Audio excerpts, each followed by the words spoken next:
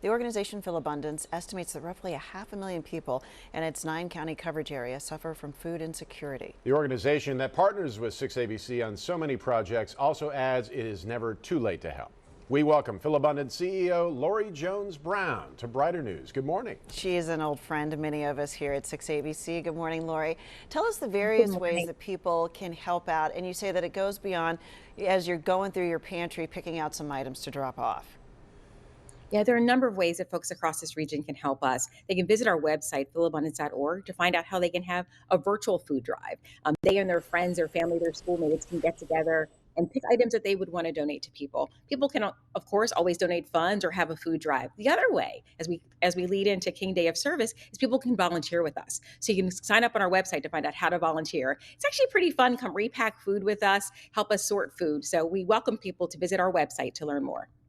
Pam and I have done it, and we can say, yeah, it's a lot of fun, helping others. Now, everyone knows about the 6ABC Duncan Thanksgiving Day Parade and Philabundance's involvement in that. Lori, we know you're good at your job, so we're going to tell you, do your job and tell people why it makes such a big difference.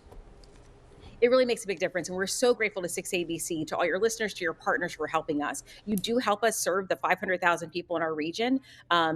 As you said, nearly 1 in 4 kids across our city alone are food insecure. So we absolutely need people's help. And we're leading into King Day weekend, right? And so one of the things people don't know, that MLK said that he had the audacity to believe that people everywhere can have 3 meals a day for their bodies. And so we invite everybody to join Philabundance to make sure we live his legacy. And also, this is a sports crazy town, and it turns out they are a big factor in Philabundance. What do people need to know and how they can be part of helping those sports teams on this?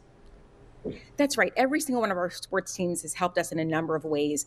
So we encourage you to visit their websites or come visit with us. The Phillies each year have fans feeding families, and you see the Fanatic is a huge supporter. Folks from the Eagles with Campbell's come out and support us every year. We have folks from the Eagles, the Sixers, the Phillies, all of our sports teams, even the Flyers help us out. So one of the great things about, I think, about your viewers, about Philabundance, about our donors, about our citizens, is that people believe that we really should chip in and help. So it definitely is a tough issue. It's a tough issue that makes people sad, but the reality is we all feel good when we're helping other people. Lori, we saw a lot of our famous sports celebrities, and we know that President Biden made a stop at Philabundance a couple of years ago. Talk about getting that high-profile help and what it means to you. It's been incredible. Actually, President Biden has visited us twice. Just behind me, he and Dr. Biden actually signed our wall. And we love when they visit, because what it does is it raises awareness. When he was here the first time in 2021, he said, we're going to work to end food insecurity for children. And he expanded the child tax credit. We actually did that as a nation for about 2 years. So one of the things that we're always doing is advocating to expand the child tax credit, to fully fund WIC, the support for women, infants, and children, to fully support SNAP and TFAP, the Emergency Food Assistance Program. It's actually the year to do it, because it's the time for us to reauthorize the Farm Bill. And so when we have visitors like Dr. Biden, like President Biden, it helps us raise awareness and call on our elected officials at every level to support our work and to support our citizens. And I wanted to talk about 2 things. Number one, people's perception of who needs the help and what to give. I remember doing a story where someone said to me, people think it's always somebody on the other side of town.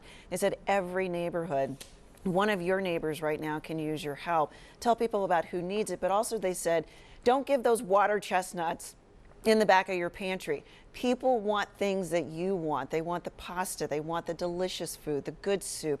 Really think about what you're giving. Don't use it essentially as a trash can. You know, you're absolutely right, Tam. The reality is every single one of us knows somebody in our family, in our network, has been food insecure. We especially saw that in the last few years during the pandemic, when we saw our food lines get longer and longer. Nearly 40% of the people who asked us for help actually had access to the Charitable Food Network for the first time. So that told us that people who lost that second job, or fell in hard times because of the pandemic, because of the economy, needed to ask for a little bit of assistance. And you're absolutely right. We invite people to donate what you would eat. And one of the things we say here, we're not giving out any food that we wouldn't eat ourselves. This is about a dignified experience. And the reality is, think about each and every one of us has asked for help in some way. We're just figuring out a way to help neighbors. So you're absolutely right. We actually have great donors. We think about our camp out with Preston and Steve. We have people that donate organic food, healthy snacks, all the things that they and their kids would want to have.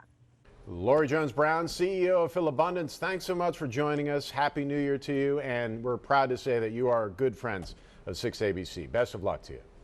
Thanks, Lori. Thanks so much. We're grateful to you.